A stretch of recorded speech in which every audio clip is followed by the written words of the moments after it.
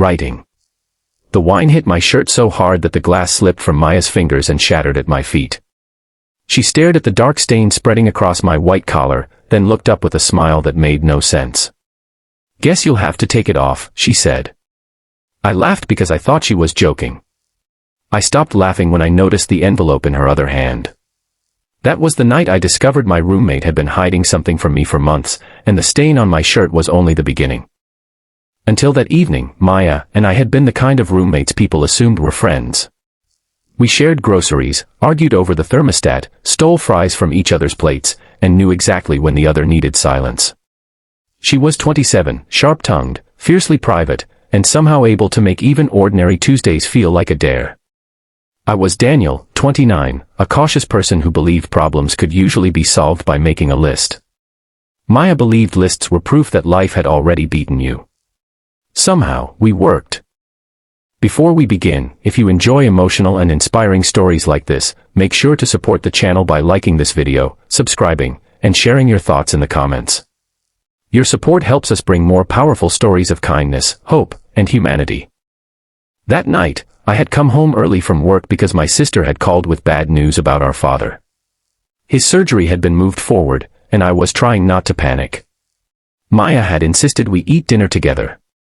She opened a bottle of red wine, cooked pasta, and even lit the ridiculous candle she usually saved for guests. "You look like someone who needs carbohydrates," she said. "And possibly a personality transplant." I managed a smile. "Thanks." She studied me. "That bad?" "Dad's surgery is tomorrow." Her teasing disappeared. She reached across the table and squeezed my wrist. "He's going to be okay." "You don't know that." "No," she admitted. "But neither does fear." For a few minutes, we ate quietly. Then Maya asked about work, and I told her about a promotion I had been offered but was afraid to accept.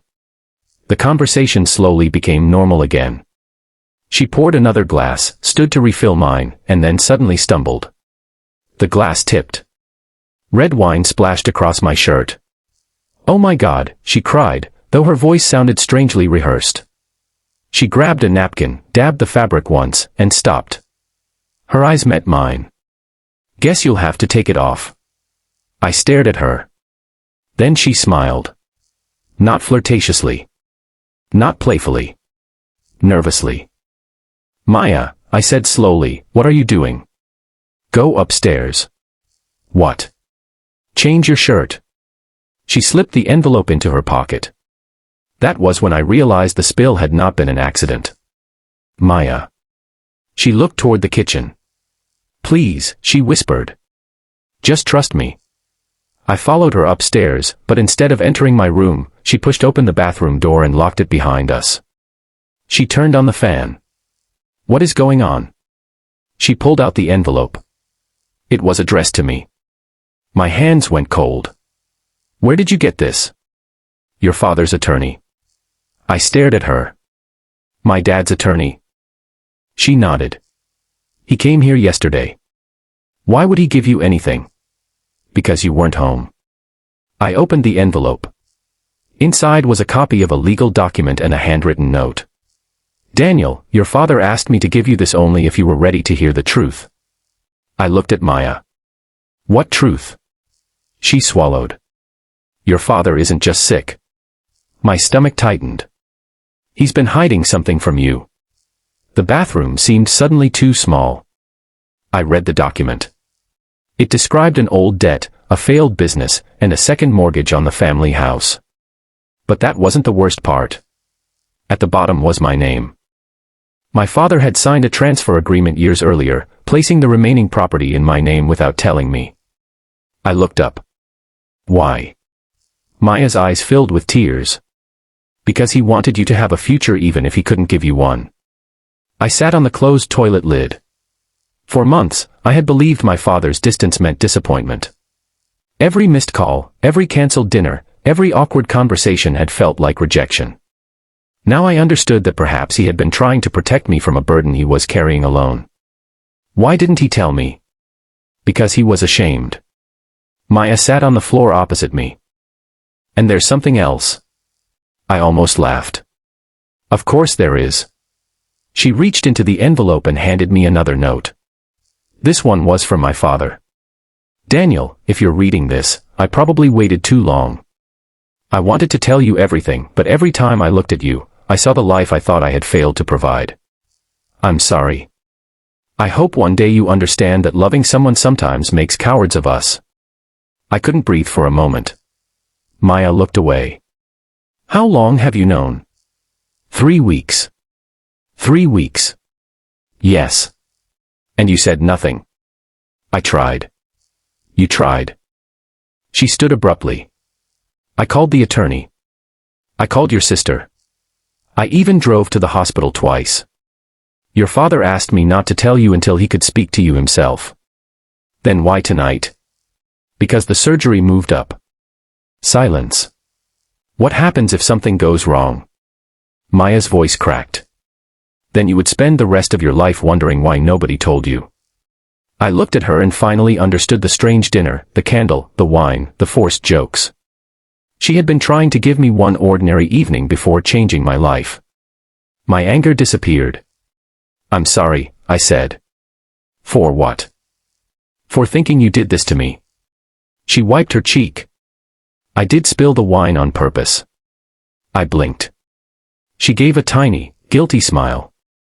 I needed you upstairs before you opened the envelope. Despite everything, I laughed. You could have just asked. You would have said no. That is absolutely true. We drove to the hospital together. The rain had started by then, tapping against the windshield while the city blurred into streaks of white and red. Neither of us spoke much. At a traffic light, Maya reached over and turned down the radio. You should call him. I'm scared. So am I. What if he doesn't wake up? Then tell him everything now. I called. My father answered on the 4th ring. Daniel. His voice was weak. Hey, Dad. There was a long silence. Are you angry? I looked at Maya. No. I should have told you. I know. I thought I was protecting you. You were. He breathed shakily. Your mother would have known what to say. I smiled through tears. Probably. She would also have yelled at you. He laughed softly, then coughed. Come see me. I'm coming. When we reached the hospital, my father was waiting to be taken into surgery. He looked smaller than I remembered, but his eyes were the same. He saw my stained shirt and raised an eyebrow. What happened to you? I glanced at Maya. Long story. Maya smiled. My father reached for my hand. I'm sorry. I squeezed his fingers. Just come back. The nurse arrived. As they wheeled him away, I walked beside him until the doors closed. Then I stood there, helpless, staring at the empty hallway. Maya didn't say anything. She simply stood beside me. Hours passed. At dawn, the surgeon finally came out. He made it through. My knees nearly gave out. Maya caught my shoulder. He's stable, the doctor continued. The next 48 hours are important, but the surgery went well. I closed my eyes. For the first time that night, I let myself cry. Not quietly. Not politely. Maya hugged me, and I held on like I had forgotten how. That night, while we waited, Maya told me why she had become so protective of other people's secrets. When she was 19, her mother had been hospitalized unexpectedly. Relatives kept saying everything would be fine, but nobody told Maya how serious the situation was. Her mother survived, yet Maya spent years angry because everyone had decided she was too young to hear the truth. I promised myself, she said, that if someone deserved to know something important, I would never make that decision for them. I looked at her. That explains a lot. It explains the bad wine technique too. I laughed. She leaned back against the hospital wall. I was terrified tonight. You didn't look terrified. I was. Why? Because I knew you might hate me. That answer stayed with me. I had spent so much time wondering why Maya acted fearless that I had never considered how much courage it took for her to admit she was afraid. When my father finally woke, Maya stayed outside the room. She said she didn't want to intrude. I went in alone, but after a few minutes, my father asked, "Is that Maya?" I smiled. "How do you know?" "She always knocks twice." I opened the door.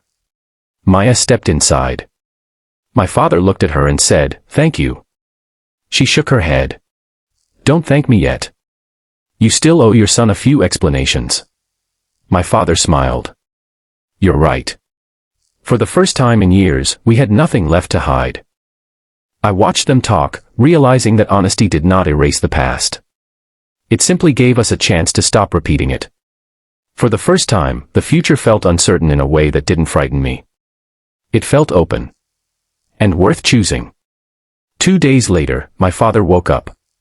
3 weeks after that, he came home. The house had to be sold eventually, but not because he wanted to hide anything anymore. We sat around the kitchen table, opened every document, discussed every debt, and made decisions together. The property transfer became a fresh start rather than a secret inheritance. Maya changed too. She stopped pretending she didn't care. I stopped pretending I could handle everything alone. And the white shirt. It never recovered. I kept it anyway. Months later, on my father's birthday, Maya placed a glass of red wine in front of me and raised an eyebrow. "Careful," I warned. She laughed. "I learned my lesson." "No, you didn't." She lifted the bottle. "Maybe I did." My father watched us from across the table, smiling. Then he said, "Whatever you two are doing, keep doing it." Maya and I looked at each other. Neither of us answered. Some friendships begin with convenience. Others begin with loneliness. Ours began with two strangers sharing rent and ended with something far more valuable, the courage to tell each other the truth when the truth was frightening. That night taught me something I will never forget. Sometimes the people who love us do not know how to say what they mean. Sometimes fear makes them hide behind jokes, mistakes, or even a ruined shirt. But love is not always a perfect speech or a dramatic rescue. Sometimes love is simply staying in the hallway at 3 in the morning, refusing to leave while someone you care about waits for news. And sometimes, the accident that ruins your favorite shirt is the accident that saves you from losing something much more important. If this story touched your heart, tell me in the comments, have you ever had someone stand beside you during a difficult moment, even when they didn't know what to say? Share your experience. Your words might remind someone else that they are not alone. And if this story meant something to you, take a moment to like the video and subscribe for more stories about kindness, hope, courage, compassion, and humanity. Because sometimes, the smallest act of staying can become the reason someone finds the strength to keep going.